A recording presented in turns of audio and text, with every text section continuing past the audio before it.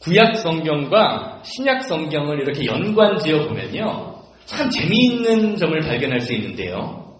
종종 신약 성경은 구약 성경을 놀라울 정도로 이렇게 패러디한다는 거예요. 이걸 문학 비평이라고 하는데, 예를 들면 예수님이 이 세상에 태어나실 때 이스라엘의 왕이 오는 것을 두려워한 누가요? 헤롯 왕이 어떤 일을 저지르죠? 3살 이하의 어린이들을 다 죽이는 장면이 나옵니다. 그러는 가운데 예수님은 천사의 보호로 애굽으로 피신해 있다가 돌아오는 내용이 있죠. 애굽을 들어갔다가 예수님이 이스라엘로 돌아오세요. 이것은 창세기와 출애굽기에 나오는 야곱의 70명의 가족이 흉년을 피해서 이스라엘로부터 애굽으로 들어갔다가 출애굽의 사건과 유사하다라고 이야기합니다. 이 과정에서 마지막은 어때요? 모세가 태어날 때 어떻습니까? 이스라엘 백성의 인구가 늘어나는 것을 두려워한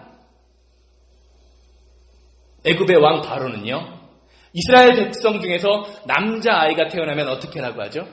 강에 다 던져버려라.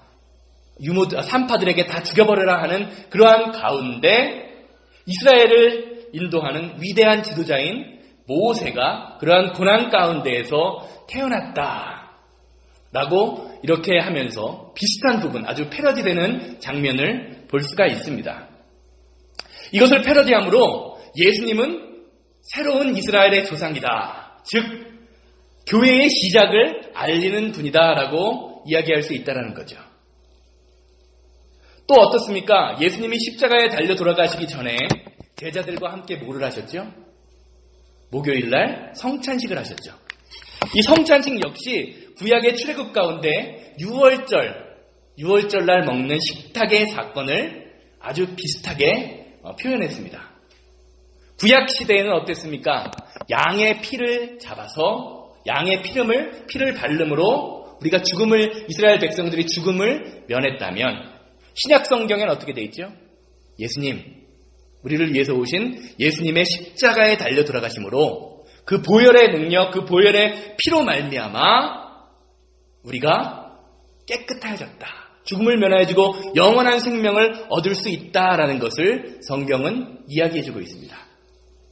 그래서 많은 성경학자들은요, 예수님의 십자가 사건을 제2의 유월절 혹은 제2의 출애굽 사건이다라고 이야기합니다.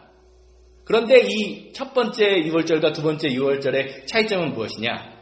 첫 번째 출애굽 유월절은요, 이스라엘 백성들에게만 한정돼 있던 것이라면 두 번째 출애굽은 무엇입니까? 예수 그리스도의 십자가의 사건을 통해서 예수를 믿는 누구에게나 유효한 사건이다라고 성경은 이야기하고 있어요.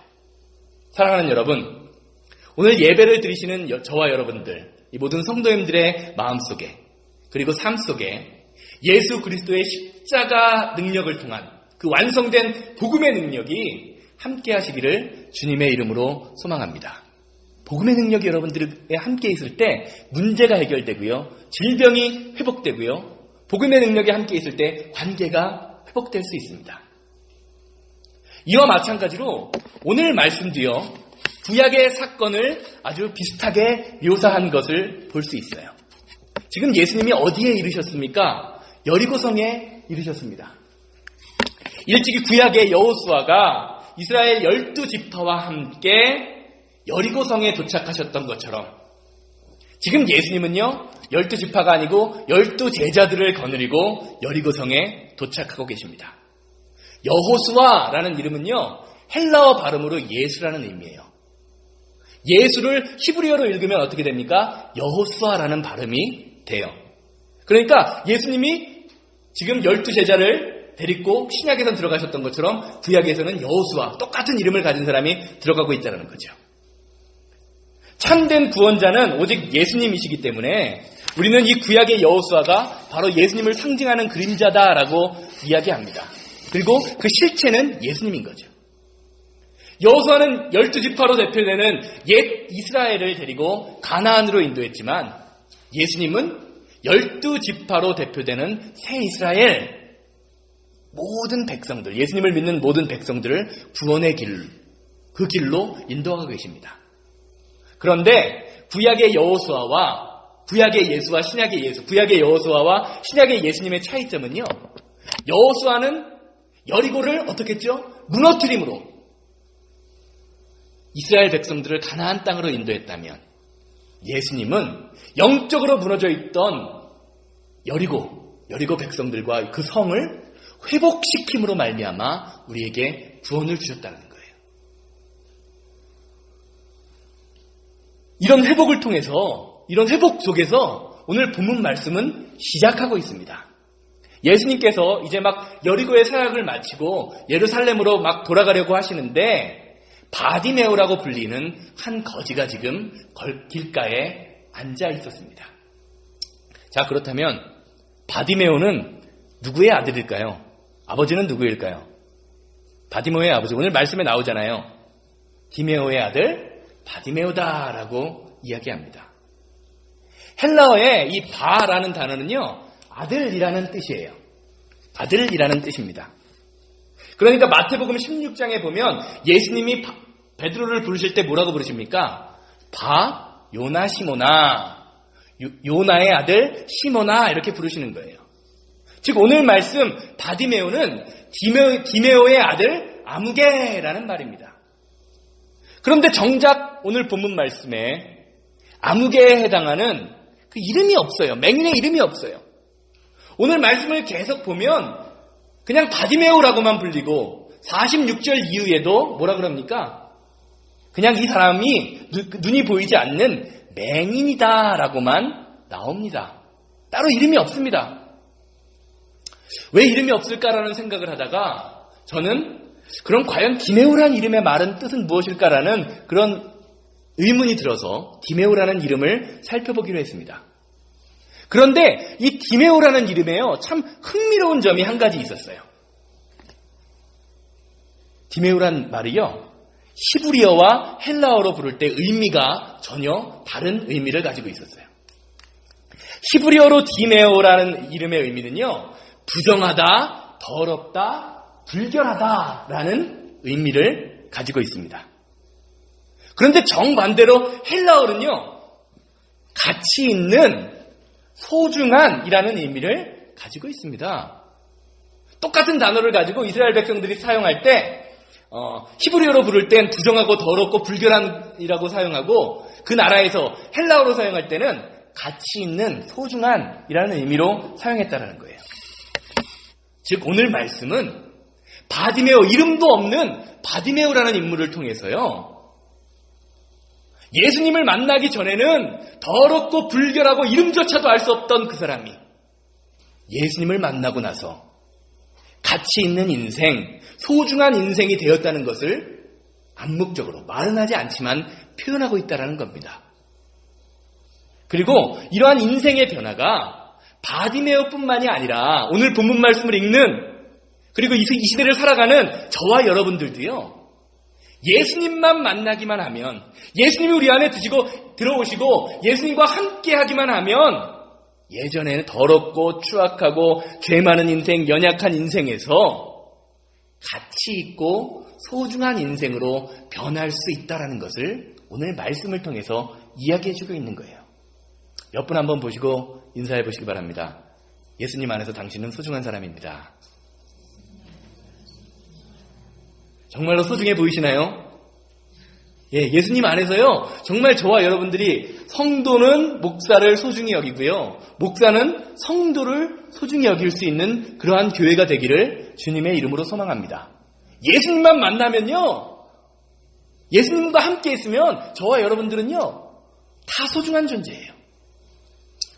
자, 그렇다면 변변한 이름도 하나 없이 불결하고 추악함을 상징했던 인생에서 어떻게 바디메오는 존귀하고 가치 있는 인생이 되었을까요? 오늘 본문 말씀은 불결함의 상징, 더러움의 상징이었던 바디메오가 존귀함이 될 수 있었던 이유로요, 예수님이 누구신지 정확히 알았다라는 데서 시작하는 것을 볼 수 있습니다. 다 아는 것처럼 오늘 본문 말씀에 나오는 바디메오는요, 장님이에요. 블라인드, 눈이 보이지 않는 사람이에요. 자, 일반적으로 한번 생각해 보시기 바라요. 일반적으로 우리는 이처럼 핸디캡, 눈이 보이지 않는 장님 바디메오에게 세상을 바라볼 수 있는 올바른 판단력과 분별이 있는 능력을 기대하기가 쉽지 않습니다. 눈으로 볼 수 없으니까 듣는 것만으로 그 사람은 판단할 수밖에 없어요. 그런데 오늘 마가복음에서는요, 마가복음 기자는, 마가는 오늘 말씀을 통해서 우리에게 역설을 이야기해주고 있어요. 비록 바디메오는 눈이 보이지 않는 사람이지만 예수님이 누구신지 바라보는 그 예수님이 누구신가를 이야기하는 것에 있는 측면에서는요, 오히려 주변에 있는 모든 다른 사람들보다 올바른 판단력과 시선력을 가진 사람이 없었다라고 이야기해요. 46절, 47절 말씀 보시기 바랍니다. 그들이 여리고에 이르렀더니 예수께서 제자들과 허다한 무리와 함께 여리고에서 나가실 때에 디메오의 아들인 맹인 거지 바디메오가 길가에 앉았다가 나사렛 예수시란 말을 듣고 소리질러 이르되 다윗의 자손 예수여 라고 나를 불쌍히 여겨서라고 하거늘. 자, 바디메오는 지금 예수님이 여리고에서 나가시는 그날 어떤 소리를 들었죠? 나사렛 예수가 지나가신다라는 소리를 들었어요. 나사렛 예수가 지나가신다. 그가 예수님을 한 번도 본 적도 없고 볼 수 없는데 나사렛 예수가 지나간다는 사람들의 말을 듣고 뭐라고 대답합니까? 들은 거는 나사렛 예수라고 들었는데 대답할 때는 다윗의 자손 예수여라고 이야기해요. 나사렛 예수가 지나가신다는 사람들의 말만 듣고 예수님이 메시아임을 알아차린 겁니다. 다윗의 자손이라는 말은요, 구약 성경에서 이스라엘을 구원할 메시아에 대해서 이야기할 때 사용되는 단어예요. 그 의미를 당시 모든 유대인들, 다윗의 아들이라는 의미는 유대인들이 생각하기에 메시아다라고 생각했기 때문에요. 마태복음도 첫 문장에 무엇이라고 이야기하죠? 마태복음 1장 1절 보면 아브라함과 다윗의 자손 예수 그리스도의 계보라 세계라라고 밝히고 곧바로 예수님이 어떻게 태어나셨다라고 이야기하면서 예수님에 대한 이야기를 합니다.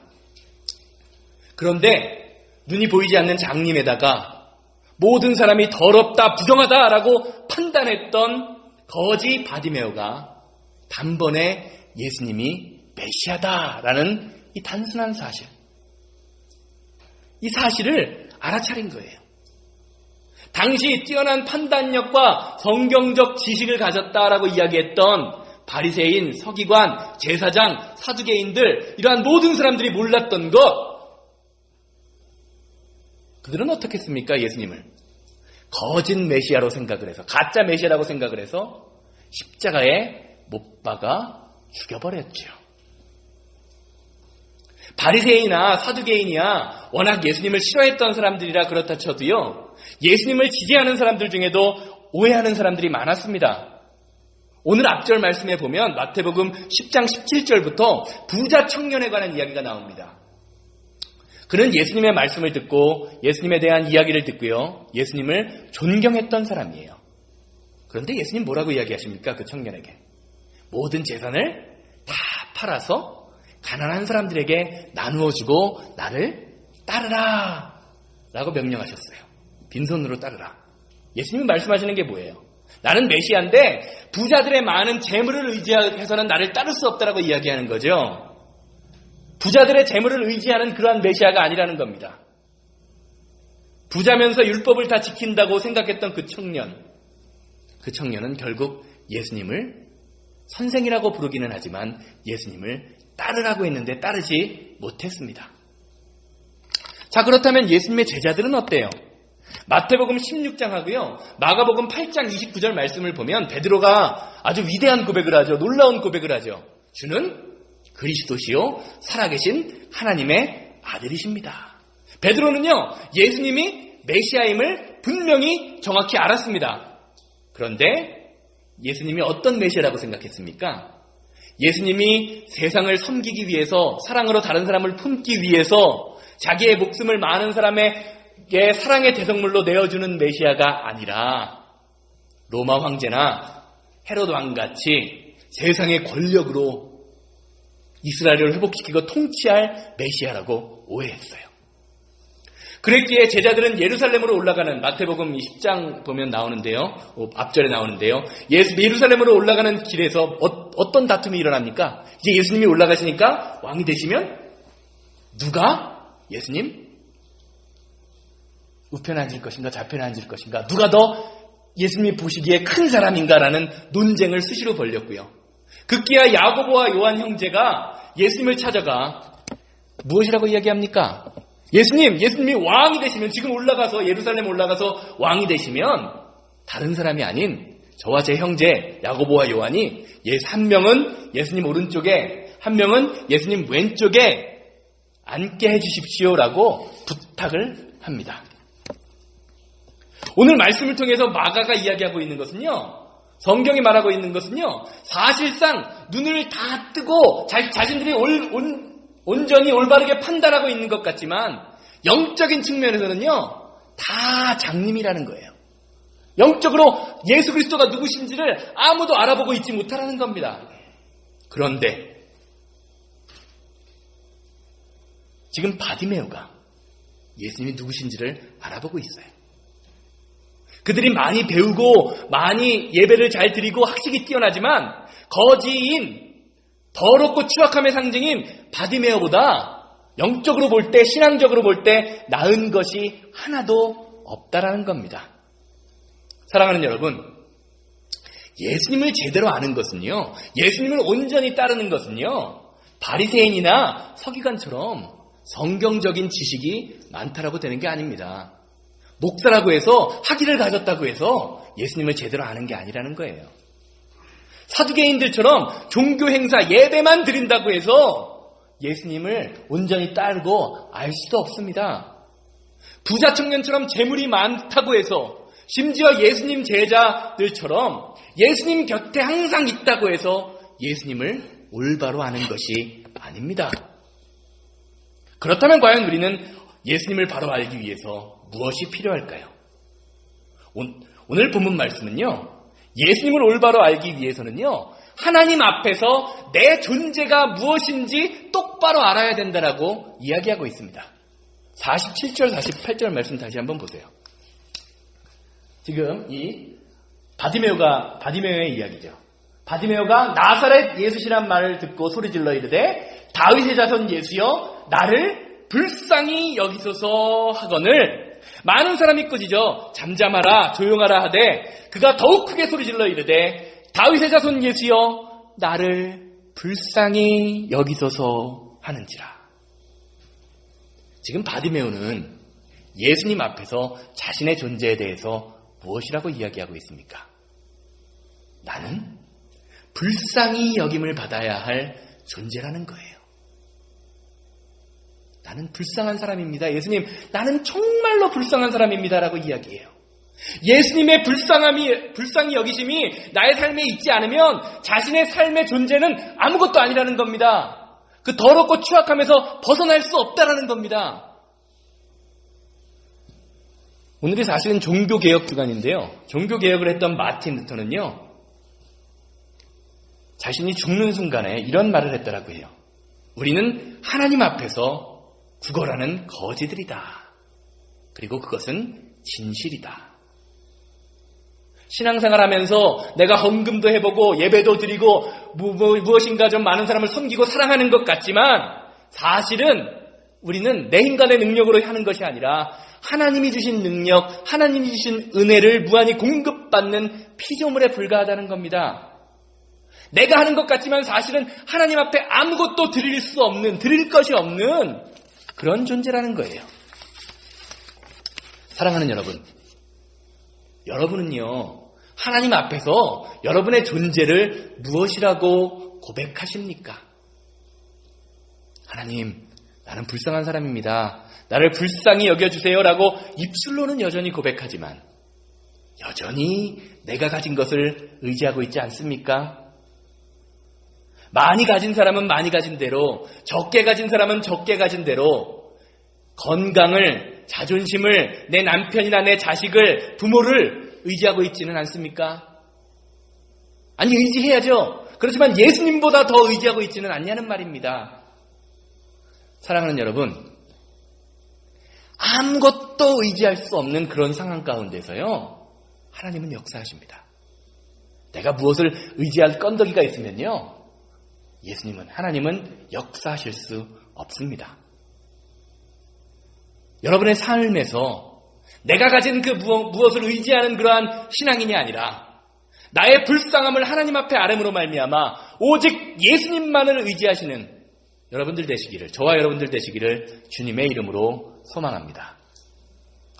이렇게 얘기가 지나서 결국 자신이 불쌍함을 알아주십시오라고 2번이나 막 소리 지르고 울면서 간청했던 바디메오의 외침이 예수님께 전달됩니다.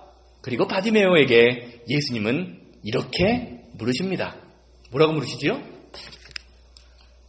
내가 내게 무엇하여 주기를 원하느냐? 내가 너에게 무엇을 좀 주었으면 좋겠니? 라고 물어보시는 거예요. 그런데 참 흥미로운 점, 재미있는 점은요, 이 마가복음 바로 몇 절 앞에서요, 예루살렘에 올라가시기 전에 똑같은 질문을 야고보와 요한에게 질문하셨어요. 야고보와 요한에게 내가 너에게 도대체 무엇을 해줄까? 라고 질문합니다. 그때 야고보와 요한은 무엇이라고 이야기하죠? 아까 말씀드린 것처럼 주의 영광 중에 우리를 하나는 주의 우편에, 하나는 주의 좌편에 앉게 하여 주시옵소서라고 이야기해요. 제자들이 원했던 것은 권력, 자리, 명예, 돈, 힘이었습니다. 그런데 바디메오는 뭐라고 이야기합니까? 선생님, 보기를 원합니다 라고 이야기해요. 보기를 원합니다. 그런데 오늘 말씀에서요, 이 보기를 원합니다라는 단어를요, 우리가 집중해서 봐야 돼요. 왜냐하면 헬라어 단어에 보다라는 단어의 뜻을 가진 단어는 블레포라는 단어입니다. 그런데 지금 보기를 원합니다라는 이 단어를 보기를 원합니다라고 사용할 때 우리말에는 나와 있지 않지만 지금 바디메오는 보다라는 단어 블레포를 사용하지 않고요, 위를 보다, 하늘을 보다라는 아나블레포라는 단어를 헬라어에서는 사용하고 있어요. 성경 원문에서는 사용하고 있다는 겁니다. 쉽게 말하면 정말로 바디메오가 원했던 것은요, 세상의 것, 눈에 보이는 무엇, 권력이나 명예를 보고자 한 것이 아니라 메시아이신 예수 그리스도, 그것을 보기 원한다라고 이야기하고 있는 거예요. 은유적으로 이야기하는 겁니다. 그런 바디메오에게 예수님은 이렇게 말씀하시지요. 예수께서 이르시되 가라, 내 믿음이 너를 구원하였느니라 하시니 그가 곧 보게 되어 예수를 길에서 따르니라. 예수님이 부자 청년, 앞절에서 부자 청년에게 뭐라 그랬죠? 재산 다 팔아서 나를 따라와라 그랬는데 못 따라왔는데, 지금 이 바디메오는 가라 그러는데 어떻게 하고 있어요? 예수님을 따라오고 있어요. 사랑하는 여러분, 예수님은 바디메오에게 무엇이라고 말합니까? 내 믿음이 너를 구원하였다라고 선포합니다. 자, 그럼 우리가 한번 생각해 볼게요. 과연 우리의 믿음이, 바디메오에게 말씀하신 내 믿음이 너를 구원하였다라는 말은 무슨 뜻입니까? 오늘 말씀에서 보면요, 구원은 1차적으로 질병, 바디메오가 눈이 보이지 않는 병에서 해병된 것을 원해요. 자, 그렇다면 제가 여기서 한 가지 질문 드리겠습니다. 정말로 저와 여러분들의 믿음만 있다면 여러분들의 질병이 치유되고 여러분들의 모든 것이 해결될까요? 믿음이 모든 것을 해결합니까? 한번 생각해 보시기 바랍니다.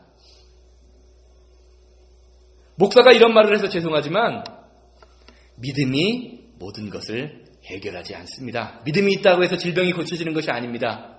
믿음이 있다고 해서 관계가 회복되지 않습니다. 왜냐하면요, 믿음이 우리를 깨끗하게 치유한다라고 단정해버리면 어떻게 됩니까? 어떤 병에 걸려서 그 병이 나은 사람은 믿음이 좋은 사람이 돼버리고요, 그렇지 않은 사람은 어떻습니까? 믿음 없는 사람이 돼버려요. 우리의 믿음은요, 그 믿음 자체로 아무것도 아닙니다. 왜냐하면 오늘 하루에도 10번, 12번, 20번, 100번씩 변하는 우리의 마음과 믿음을 우리가 정의할 수 없다는 거예요. 내 마음이 변할 때 믿음이 좋은 것처럼 느껴지다가 내 마음이 변하면 믿음이 없는 것처럼 느껴질 때가 있잖아요. 저만 그런가요? 여러분들 안 그러십니까? 오늘 말씀을 통해서 믿음을 정확하게 정의하기 위해서는요, 예수님과 바디메오의 대화를 주목해야 돼요. 아까 보기 원합니다라는 그 단어에 주목해야 돼요. 무엇을 해주기를 원하느냐라는 그 예수님의 질문에 바디메오는 뭐라고 대답하죠? 단순히 눈으로 보기를 원합니다라고 대답하는 것이 아니라 위를 보기 원합니다.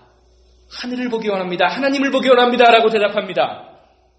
그리고 예수님은요, 하늘을 보는 것, 그것이 믿음이다라고 말씀하고 계시는 거예요. 지금 오늘 말씀의 맥락에서 믿음은 무엇이냐? 예수님을 바라보는 겁니다. 그래서 히브리서 기자는요, 뭐라고 이야기하죠? 히브리서 2장 2절에 믿음의 주요 온전케 하시는 이인 예수를 바라보자라고 고백하고 있는 겁니다. 우리가 믿을 수 있는 것은 오직 하나님 한 분, 우리가 바라보아야 할 것은 하나님 한 분이라는 거죠. 그래서 사도 바울은 뭐라고 고백합니까? 믿음은 내게서 나오는 것이 아니라 하나님이 우리에게 주시는 선물이다라고 이야기해요. 그러므로 오늘 본문 말씀에서 내 믿음이 너를 구원하였느니라 라고 하는 이 예수님의 말씀은요, 이 믿음은 우리 안에서 내가 무엇인가 믿어서 내가 무엇인가 해서 나타난 그 믿음이 아니라 하나님이 선물로 주셨다라는 거예요. 따라서 이 말씀은 어떻게 해석할 수 있느냐?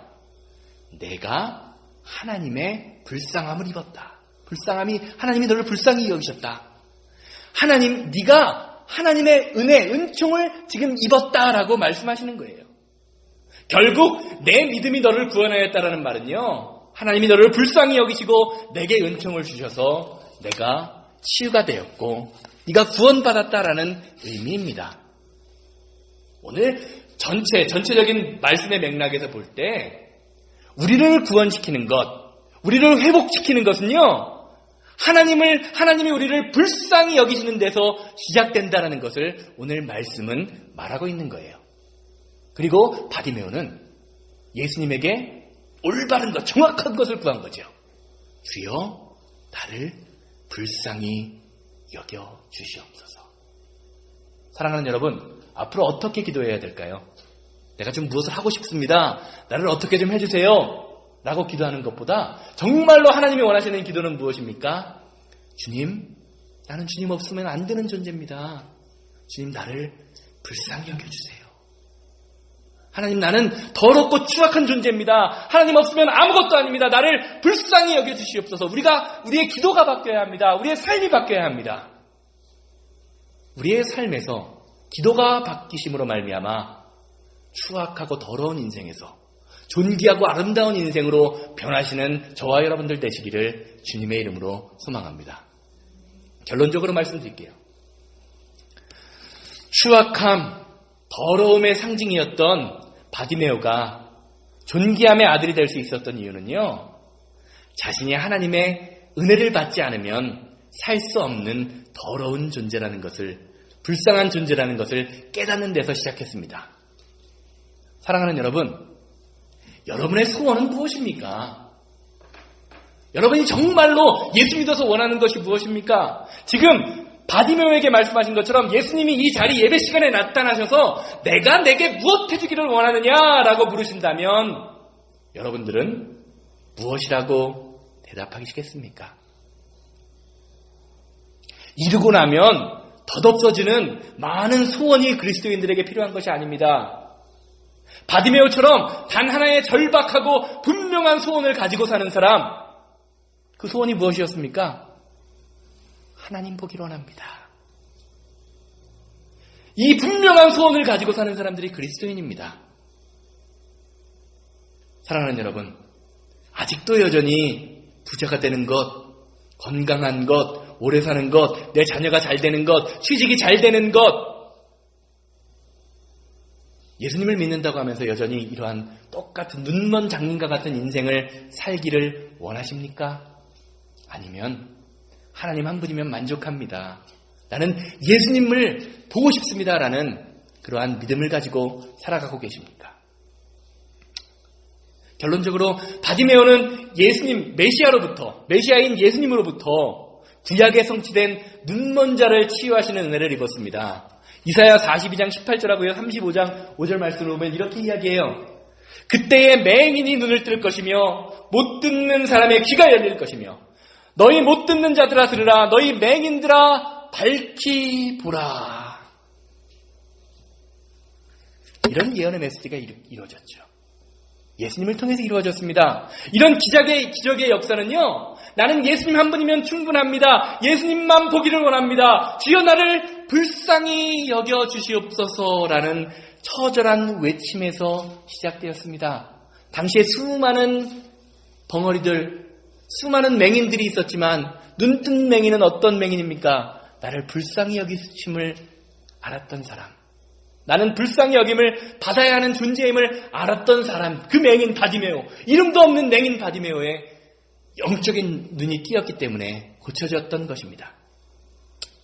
사랑하는 여러분, 우리도요, 뭔가 좀 아는 척, 된 척, 믿음 있는 척 하지 말고 내 안에서 떨고 있는 나를 바라보시기 바랍니다. 영적으로 가난하고 보잘것없는 나, 실로 불쌍하기 짝이 없는 바디메오와 같은 나 자신을 볼 수 있는 시간 되기로 합니다.